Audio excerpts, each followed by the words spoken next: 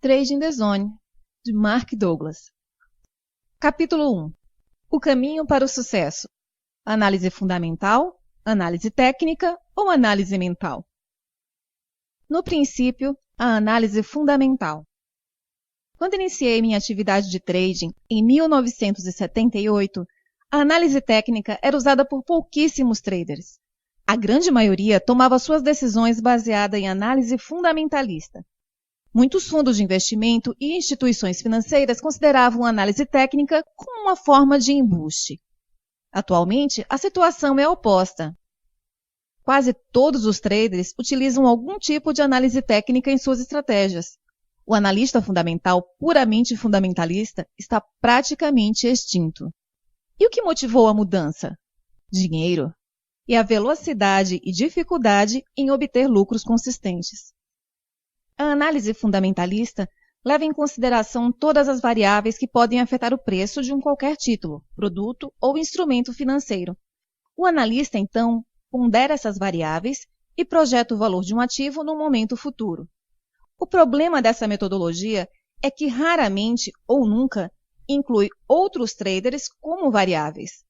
Muitos traders, principalmente de futuros, ignoram completamente os fatores fundamentais na tomada de decisão. Além disso, muitos dos movimentos voláteis no mercado são reflexos de decisões emocionais dos players. A mudança para a análise técnica. Desde que existem mercados organizados sob a forma de bolsa de valores, existe também a análise técnica. Porém, ela só foi aceita como ferramenta viável no final da década de 70. Muitos dos operadores do mercado agem de uma determinada forma, adotam o mesmo comportamento formando grupos com mesmos padrões. Estes padrões de comportamento coletivos podem ser observados e quantificados através da análise técnica. Muitos dos operadores do mercado agem de uma determinada forma, adotam o mesmo comportamento formando grupos com mesmos padrões. Estes padrões de comportamento coletivo podem ser observados e quantificados através da análise técnica. Como método para projetar movimentos futuros de preços, a análise técnica revelou-se muito mais viável do que uma abordagem puramente fundamental. A análise fundamentalista é racional e, portanto, cria uma distância da realidade entre o que devia ser e o que é. A análise técnica anula essa distância e amplia as possibilidades de oportunidades de lucro para o trader. Isso porque ela identifica como os mesmos padrões de comportamento repetidos ocorrem em qualquer intervalo de tempo. A mudança para a análise mental. Se a análise técnica funciona tão bem, por que é que cada vez mais se procura a análise mental, isto é, a psicologia individual do trading?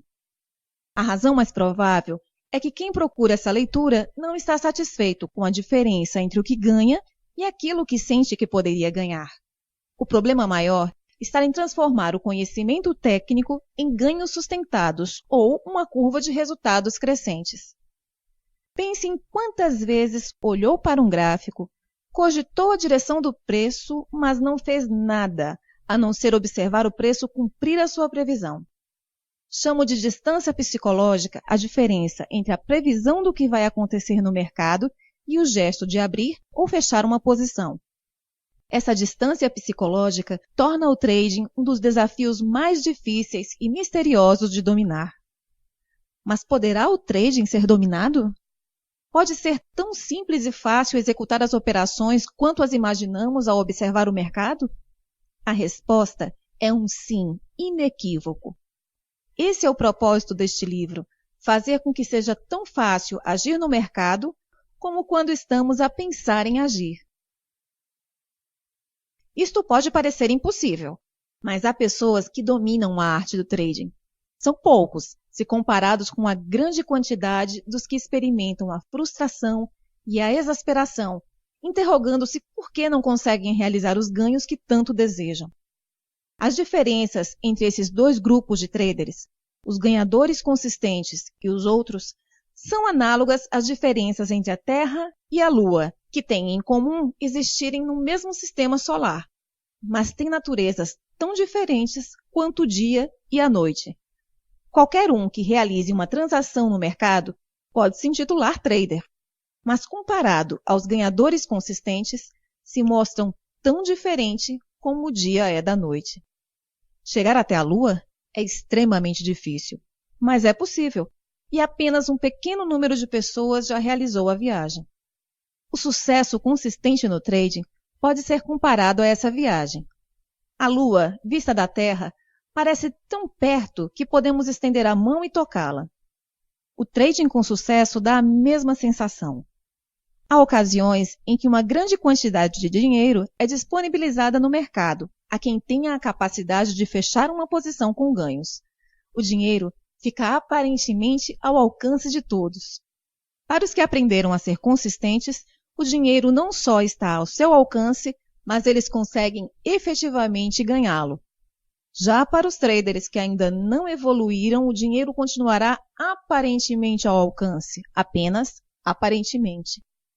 A única coisa no trade que é consistente para esse grupo é o sofrimento emocional.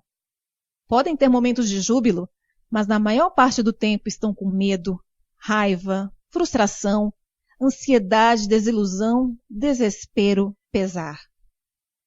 Então, o que separa estes dois grupos? Será a inteligência, a esperteza, o trabalho, a personalidade?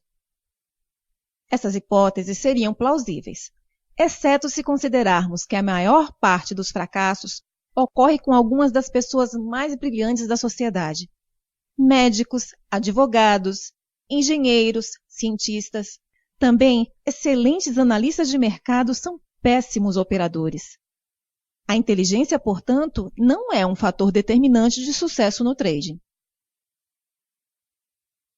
Ao trabalhar com os melhores e piores traders no mercado e ajudar alguns dos piores se transformarem em melhores, posso afirmar que a diferença entre um grupo e outro é pensar de modo diferente. Embora os mercados possam ser descritos como um palco de oportunidades intermináveis, eles confrontam o indivíduo com alguma de suas condições psicológicas mais adversas. A característica determinante que separa os ganhadores de todos os outros é que os ganhadores alcançaram um estado mental que lhes permite manterem-se disciplinados, concentrados e, acima de tudo, confiantes, apesar das condições adversas. Muitos dos traders que atravessaram o limiar da consistência conheceram uma dose considerável de sofrimento emocional e financeiro antes de adquirir a atitude determinante para o sucesso. As raras exceções são os que começaram as suas carreiras sob orientação de alguém que conhecia a verdadeira natureza do trading. Uma palavra que poderia sintetizar o trading seria paradoxo. O trading está repleto de contradições de pensamento. As perspectivas, atitudes e princípios que normalmente fariam sentido e funcionariam bem em nossas vidas diárias têm efeito oposto no ambiente de trading. Por isso, as catástrofes financeiras e sofrimento emocional são tão comuns entre os traders. Eis um exemplo. O trading é estruturalmente arriscado. Nenhuma operação tem um resultado garantido. Logo, a possibilidade de errar e perder dinheiro é real. Então, quando realizamos um trading, podemos considerar que somos pessoas que arriscam? A resposta lógica é sim. Se eu me envolvo numa atividade de risco, eu sou uma pessoa que arrisca. E muitos até se orgulham de olhar para si próprios como pessoas que arriscam. O problema é que esse pressuposto está muito longe da verdade. É óbvio que qualquer trader arrisca quando realiza uma operação, mas não significa que ele esteja aceitando aquele risco. Em outras palavras, todo trade é arriscado por ter resultados incertos. Mas será que a maioria dos traders acreditam mesmo que está arriscando quando abre uma posição? Será que aceitam completamente as consequências desse risco? E a resposta é não. Os melhores traders não só correm o risco, como também aprenderam a aceitar e abraçar esse risco. Eles conseguem abrir uma posição sem a mais leve hesitação ou conflito, admitir que a mesma não está funcionando e fechá-la, mesmo com perda, sem um mais leve desconforto emocional.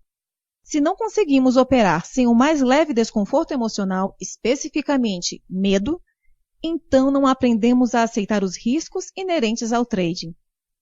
Não aceitar implica em evitar, e tentar evitar algo inevitável tem efeitos catastróficos. Admitir que estamos errados e ainda por cima perder dinheiro pode ser extremamente doloroso. Consequentemente, algo a evitar. Mas como traders, somos confrontados com essas duas possibilidades em todos os momentos num trade. Como nos mantemos disciplinados, concentrados e confiantes perante uma incerteza constante? Este é um paradoxo elementar oferecido pelo trading.